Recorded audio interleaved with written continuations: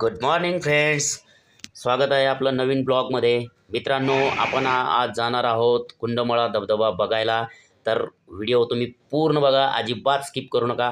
बघा, आपण सुरुवात करणार आहोत आकुर्डी रेल्वे स्टेशनपासून. तुम्ही बघू शकता, इथून जाता जाता हा एक न्यू फ्लायओव्हर झालेला आहे, जो सुरूला आपल्याला कुठं मिळतो, हा देहू रोडला जाताना लागतोय आकुर्डी रेल्वे स्टेशनवरून. तुम्ही पाहू शकता, इथं खूप सारे उंट बसलेले आहेत आणि ह्या वरून फ्लायओव्हरच्या आतमध्ये जी सिस्टम केलेली इथं बघा, तुम्ही बघू शकता वरून पाणी पडतंय. हे मस्त टेक्नॉलॉजी आहे. ते पाणी कुठं इतरत्र पडू नये म्हणून त्याला एक हे दिलेलं आहे, सिस्टमनुसार त्याला खाली सोडण्यात आलेलं आहे. तर पाहू शकता, अशा पद्धतीनं आपण निघालो आहे आणि ही आजची आपली बाईक राईड असणार आहे. तर मित्रांनो, जो कोणी कुंदमळ्याला जात असेल त्यांनी पहिले माहिती घेऊन जा. कारण काय आहे, आज तर चालू होतं, आम्ही जाऊन आलो, पाणी भरपूर होतं, नदीला फुल पूर आलेला आहे आणि अशा पद्धतीने तुम्हाला एक्सपिरियन्स आता सांगणार आहोत आपण. हे आहे देहू रोडच्या पुढचं लेफ्ट साईडचं एक टेकडी, ज्याच्याजवळ खूप सारं पाणी साचलेलं होतं. तिथं टर्न आहे गुरुद्वाराच्या लेफ्ट साईडला. त्या टर्नवर खूप लोक फास्ट गाड्या आणत आहेत. लोकांना आपलं निवेदन असणार आहे की कृपया लोकांनी स्लो जावं, कारण इतर दुसऱ्या साईडच्या लोकांवर खूप पाणी उडतंय. तर पावसा पाण्याचं जरा सावधानतेनं जा आणि ब्रेक लागले नाही तर तुम्हालाही खूप इजा होऊ शकते. त्यासाठी सर्वांना ही विनंती आहे. तर अशा पद्धतीने आपण देहू रोडच्या पुढं गेल्यानंतर बेडगेवाडी रेल्वे स्टेशनपासून पुढं जातो आणि ही फॉरेस्टची भिंत आपल्याला दिसते. लगेच शेजारच्या साईडला एक हे यार्ड आहे ट्रेनचं, जिथं ट्रेन्स वगैरे आहेत. तर अशा पद्धतीने त्या भिंतीला लागून आपण जेव्हा पुढं जातो, बघू शकता तुम्ही, हे बघा, बघू शकता, हे आहे बेडगेवाडी रेल्वे स्टेशन. पुढं गेल्यानंतर एका 5 ते 7 मिनिटांनी आपण आपल्या डेस्टिनेशनला पोहोचणार आहोत. तर आपण पाहू शकता, अशा पद्धतीने कुणी रेल्वेनं येत असेल तर त्यांनी बेडगेवाडीला उतरायचं असतं आणि त्याच्या शेजारीच लेफ्ट साईडला गोराडेश्वर डोंगर आणि राईट साईडला कुंदमळा धबधबा आहे. तर तुम्ही बघू शकता, हा आपला धबधब्याचा रोड आहे तिकडं जाताना. ॲक्च्युली बघायला गेलं तर धबधबा आपण म्हणतो त्याला, पण धबधबा नाही, तर तिथं मोठी खडक असल्यामुळं हे बघा अशा पद्धतीने पाणी आहे. एवढं पाणी आहे, पूर आलेला आहे. तुम्ही बघू शकता, इतके मोठे मोठे खडक आहेत तिथं.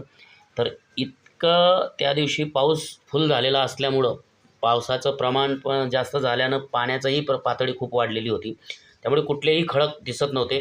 थोडेसे आपण किनाऱ्यावर जिथं उभे आहोत, इथं फक्त आपल्याला फिरायला जागा शिल्लक होती. बाकी सगळं पाणी फुल आहे. तुम्ही बघू शकता, इथं आधी एक जुना पूल होता. आम्ही जेव्हा आधी आलेलो होतो, एक वर्ष, दीड वर्ष, 2 वर्षापूर्वी, तर तिथे एक पूल होता.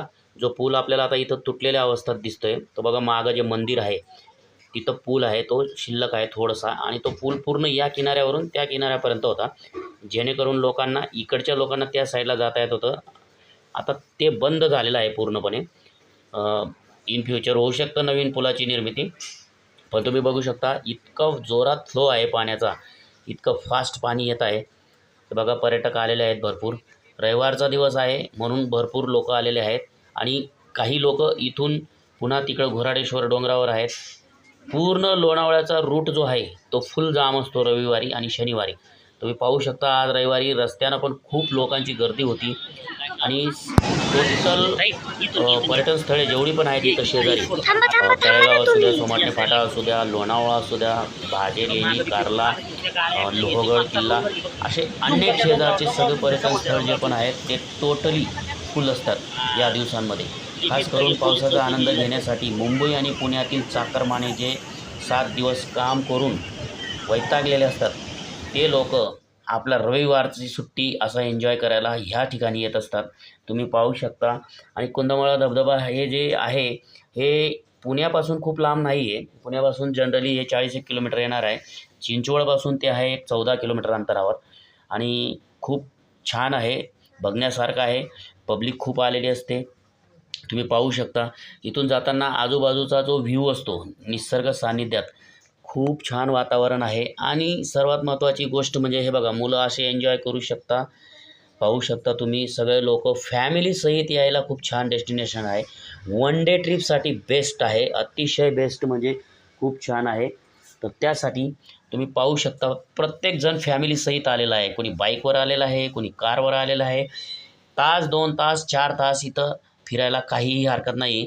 सुरुवातीला आम्ही जेव्हा 2 वर्षापूर्वी, 1.5 वर्षापूर्वी काही आलो असेल, मला एक्झॅक्ट आठवत नाही, पण आम्ही आधी आलेलो होतो. त्यावेळेस पाणी कमी होतं आणि पाऊस ओसरलेला होता थोडक्यात, म्हणजे आय थिंक ऑगस्ट वगैरे असू शकतो. आणि त्यावेळेस आम्ही या खडकांवर आतमध्ये जाऊन भरपूर पावसात भिजून त्या पाण्याचा आनंद घेतलेला होता. ह्यावेळेस मात्र फुल पूर आलेला आहे, त्यामुळे आपण तिथं जवळसुद्धा जाऊ शकत नाही, एवढं पाणी आहे.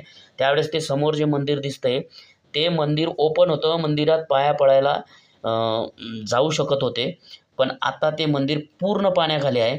पाहू शकता तुम्ही, एवढा मोठा पाण्याचा फ्लो आहे. त्यासाठी जाणाऱ्या पर्यटकांना विनंती पण असेल, की त्यांनी थोडं लक्ष द्यावं. लहान बाळं जे असतील सोबत, त्यांना हात धरूनच राहावं.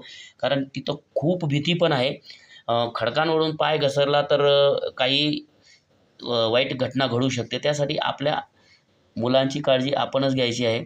अशा पद्धतीने तिथं कुठल्याही प्रकारचं कुठलीही सुरक्षा तुम्हाला दिसणार नाही. कारण तिथं काही मला वाटत नाही की काही लोकं तिथं ऑथराइज कुणीतरी लक्ष देत असेल, असं काही दिसलं नाही आहे. फक्त एक पार्किंगचे चार्जेस घ्यायला एक 2 मुलं असतात फक्त. बाकी इतर कुठलीही गोष्ट तिथं असं प्रशासनाच्या हिशोबाने म्हणा किंवा ग्रामपंचायतीच्या अंडर असेल, जे बी काही असेल, तिथून कुठलंही काही दिसत नाही आहे. त्यामुळे प्रत्येक गोष्ट ही आपल्या जबाबदारीवर करायची आहे, आपल्या जबाबदारीवर जायचं आहे. शक्यतोवर खडकांवर फोटो किंवा व्हिडिओ काढण्याच्या नादात काहीतरी येडेचाळे करू नये कृपया. हे पक्कं लक्षात ठेवावं. हां, तुम्ही फोटो काढायचा असला तर थोडं लांबून राहा. आता तुम्ही बघू शकता, खूप खूप काठावर जाऊन लोकं फोटो काढताय नाही का. बऱ्याच बातम्या आजकाल येत आहे पावसाच्या वातावरणामध्ये. कुठंतरी पाय घसरला, कुणीतरी पडलंय पाण्यात, वाहून गेलंय, गाड्या वाहून जात आहे, मोठमोठ्या बस वाहून जात आहे. एवढा पाण्याचा फ्लो असतो मित्रांनो, पाण्याचा अंदाज येत नाही. म्हणून कृपया कुणीही फोटो व्हिडिओच्या नादात आपल्यावर लक्ष द्यायचं सोडून कृपया व्हिडिओ पूर्ण बघा, अजिबात स्किप करू नका. तुम्हाला पूर्ण माहिती मिळणार आहे.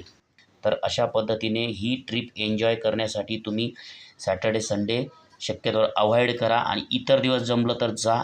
खूप छान आहे. इतर दिवस तुम्हाला शांततेत बसायलाही मिळेल. तिथं एकमेव हॉटेल आहे छोटंसं, तेवढं एक हॉटेल आहे. तर तिथं तुम्ही त्याच्यात अन्नपदार्थांचा आस्वाद पण घेऊ शकता. मेन म्हणजे पावसाच्या वातावरणात तुम्हाला भजी, वडापाव ह्यासारख्या गोष्टी तिथं मिळणार आहेत. बाकी दुसरं काही जास्त सोय नाही आहे हल्ली. तर मित्रांनो, अशा पद्धतीने तुम्हाला व्हिडिओ कसा वाटला जरूर सांगा. आपल्या पेजला लाईक करा, व्हिडिओला लाईक करा, शेअर करा, कमेंट करा, पेजला फॉलो करा. आपला यूट्यूब चॅनल आहे, त्याच्यावर जाऊन तुम्ही सबस्क्राईब करा. हा व्हिडिओ तुम्ही कुठून बघत आहात ते जरूर कमेंट करा आणि हा व्हिडिओ तुम्ही कुठल्या प्लॅटफॉर्मवर बघत आहे, फेसबुक वगैरे, तेही कमेंट करा. Thank you.